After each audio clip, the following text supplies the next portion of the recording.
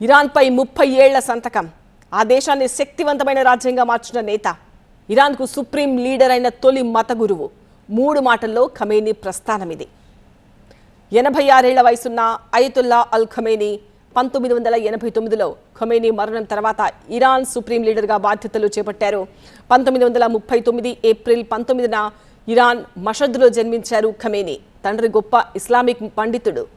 1981లో మొహమ్మద్ అలీ మరణం తర్వాత Khamenei Iran అధ్యక్షుడిగా ఎన్నికయ్యారు. ఈ పదవిని చేపట్టిన తొలి మత గురువు ఆయనే. 1985లో రెండోసారి అధ్యక్షుడిగా ఎన్నికయ్యారు.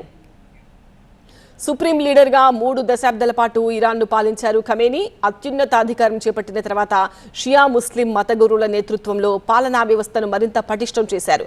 ఈ నిర్ణయంతో ఆయనను దేవుడి తర్వాత అంతటి శక్తివంతుడిలా హార్డ్ లైనర్లు భావించడం మొదలుపెట్టారు.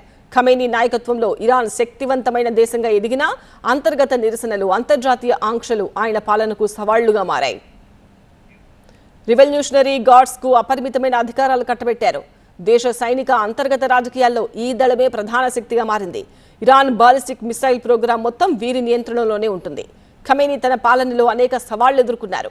2009లో ఎన్నికల రిగ్గింగ్ ఆరోపణలు, 2017-19లో ఆర్థిక ఆంక్షల వల్ల పెరిగిన ధరలపై ప్రజలు పెద్ద ఎత్తున నిరసనలు చేపట్టారు.